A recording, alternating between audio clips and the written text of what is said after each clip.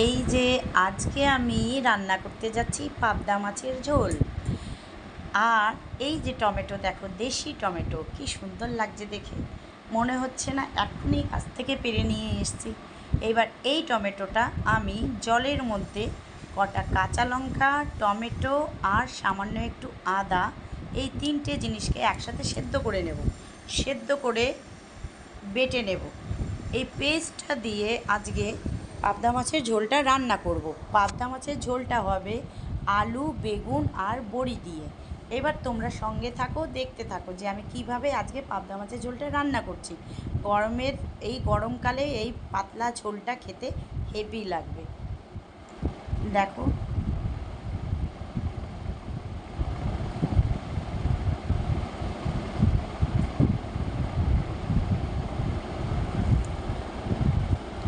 এবার এইগুলোকে আগে সেদ্ধ করে নিই। খুব বেশি সেদ্ধ করবো না, তবে এই যে আদা বেশি দেওয়ার দরকার নেই, সেদ্ধ করবো করে এই যে যথেষ্ট অল্পটুকু সেদ্ধ করেই বেটে নেব। এই যে আদা দেখো, এই যে সেদ্ধ হয়ে খুব বেশি লাগবে না। এবার আমি মাছগুলোর মধ্যে নুন হলুদ মাখিয়ে নিয়ে ভেজে তুলে নেব। দেখো এবার ঝোলটা আমি কিভাবে করছি তোমরা দেখে অবশ্যই কমেন্ট করেছে দেখতে কেমন। দিয়ে দিলাম। এবার আমি এটাকে আগে ভেজে ভেজে তুলে নিচ্ছি।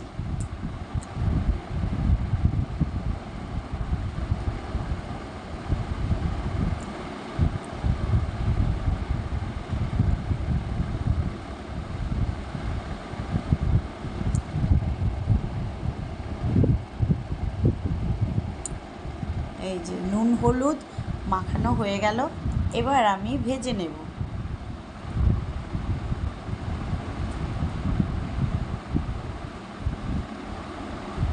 এই যে কড়াতে তেল দিয়ে দিয়েছি আর তেলটা গরমও হয়ে গেছে। এই যে মাছটা এবার দিয়ে দিলাম, একটা একটা করে ঠিক এইভাবে ভেজে আগে তুলে নেব। এই যে তারপর আমি বসে গেলাম আলু আর বেগুন কাটতে। আজকে আমি ছুরি দিয়ে নই, বটি দিয়ে কাটছি, কারণ আমাদের বাঙালিদের যতই ছুরি দিয়ে কাটো না কেন, বটি দিয়েই কাটার অভ্যেস সবসময়ই। তাই আজকে আমি ভাবলাম বটি দিয়েই কাটি। এই আলু বেগুনগুলো আগে কেটে নিচ্ছি।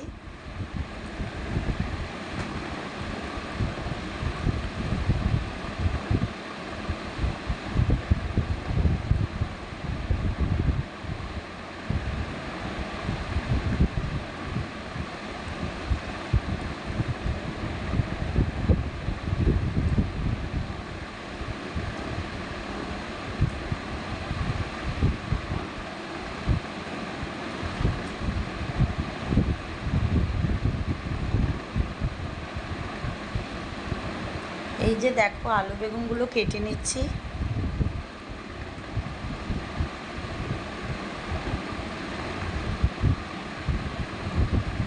তারপর আমি এইগুলোকে ভালো করে ধুয়ে ভেজে তুলে নেব।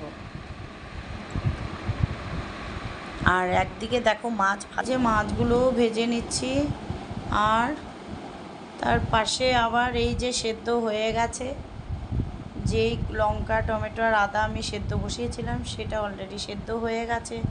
এখন এইগুলোকে আমি একটু ঠান্ডা জল দিয়ে ধুয়ে ঠান্ডা করে নিয়ে মিক্সার মেশিনে পেস্ট করে নিচ্ছি।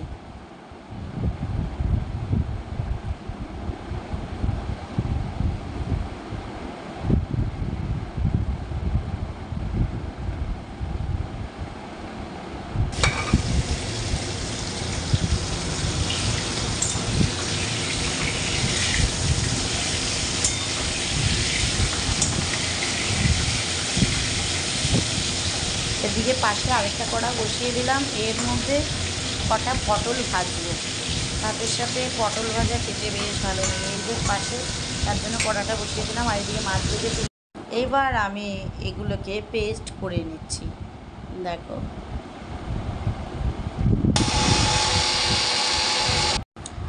এবার মাছগুলো ভাজা হয়ে গেছে, ব্যাস একটা একটা করে তুলে নিচ্ছি। পাবদা মাছগুলোর মধ্যে বেশ ডিম হয়েছে দেখো, আমার ওরকম ডিমওয়ালা মাছ ভীষণ ভালো লাগে। এবার আমার মাছ ভাজা হয়ে গেল, এবার বড়িগুলো ভেজে তুলে নিচ্ছি।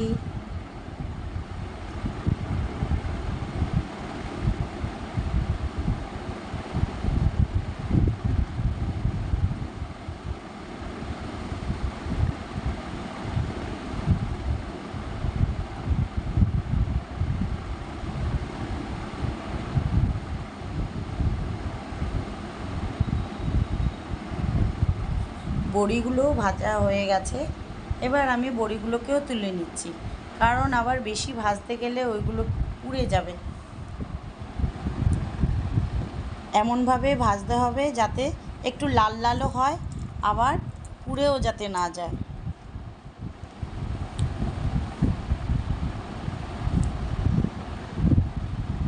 এই যে বড়ি ভাজা হয়ে গেল, এবার আমি আলু বেগুনটাও, এবার আমি কালো জিরে দিয়ে দিচ্ছি ফোড়ন।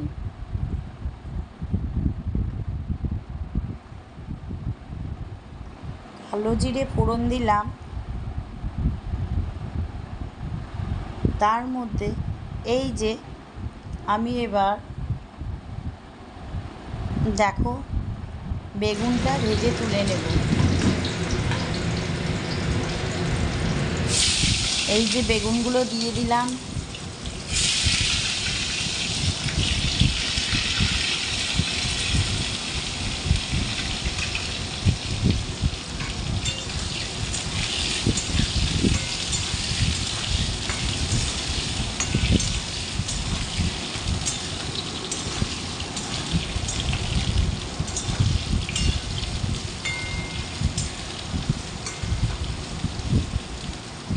এই যে বেগুনটাও ভাজা হয়ে, দেখো এদিকে আরেক দিকে পটল ভাজা বসিয়ে দিয়েছি, আমার পটলগুলোও ভাজা হয়ে যাচ্ছে। এই যে দেখো বেগুনটা একটু লাল লাল ভাজা হয়ে গেলে বেগুনটাকে তুলে নেব।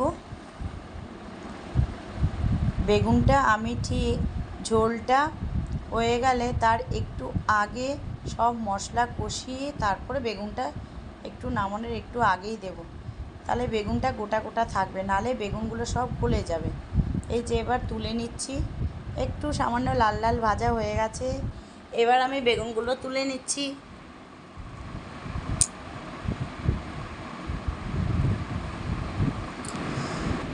এবার আলুগুলো ভেজে নিচ্ছি, দেখো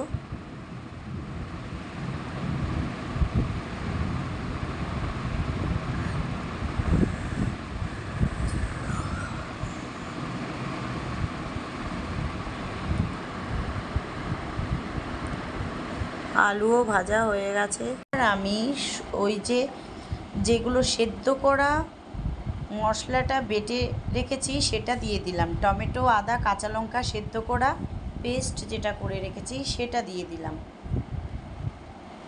তার মধ্যে এই যে জিরের গুঁড়ো দিচ্ছি, সামান্য একটু জিরের গুঁড়ো, হলুদ গুঁড়ো, আর এবার দেব লঙ্কা গুঁড়ো, একটু জিরে হলুদ লঙ্কা, আর তার সাথে ওই টমেটো কাঁচা লঙ্কা আদা পেস্টটা দিয়ে দিলাম। এখন ভালো করে কষিয়ে নেব। এই যে নুন দিয়ে দিলাম, এখন ভালো করে একটু কষাবো।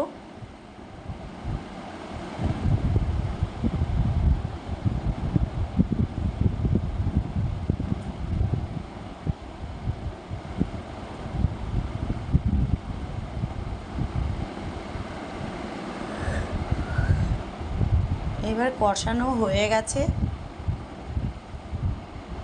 এবার আমি দিয়ে দিচ্ছি জল, সামান্য একটু জল,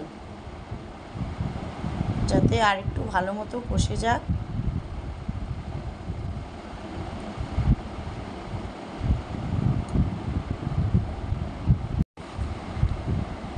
দেখো কষানো হয়ে গেছে, ভালো করে কষিয়ে নিয়েছি। এবার আমি এর মধ্যে দিয়ে দেব এই যে জল। এটা আমার যে ঝোলটা রান্না করছি ওই ঝোলের জন্য যেইটুকুনি জল দেওয়ার আমি সেটা দিয়ে দিলাম।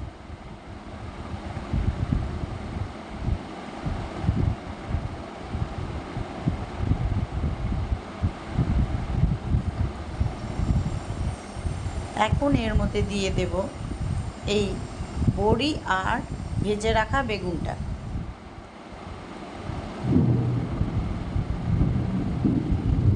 বড়ি আর ভেজে রাখা বেগুনটা দিয়ে দিলাম।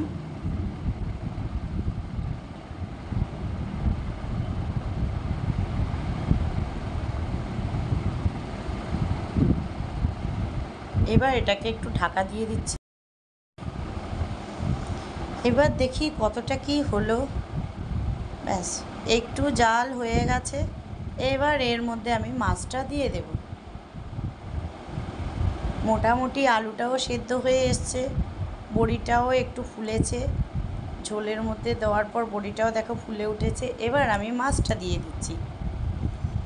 এবার মাছটা দিয়ে তার ওপরে একটু ধনে পাতা কুচি ছড়িয়ে দেব। তারপরে আবার একটু ঢাকা দিয়ে নাড়াচাড়া করে নামিয়ে নেব।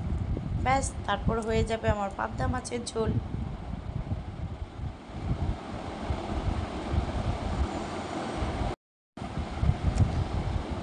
এই যে আর একটু জল দিয়ে দিলাম, কারণ হচ্ছে এটা তো একটু জল দিয়ে দিলাম যাতে একটু ভালো করে আলুটাও সেদ্ধ হয়ে যায়, মাছটাও একটু সেদ্ধ হয়ে যাবে, তার জন্য একটু জল দিতে হলো।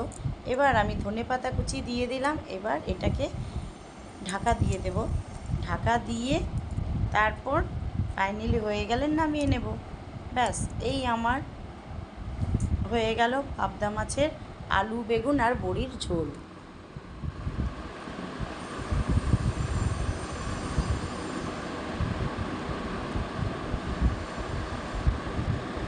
এই যে ঢাকা দিয়ে দিলাম। এবার দেখি, বাহ হয়েই এসছে। এবার দেখো আমার এই পাবদা মাছের ঝোল রেডি।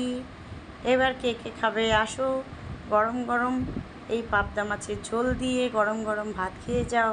তোমরা অবশ্যই কমেন্ট করে বলো যে দেখে কি মনে হলো। এই যে দেখো আমার পাবদা মাছের ঝোল অলরেডি হয়ে গেছে।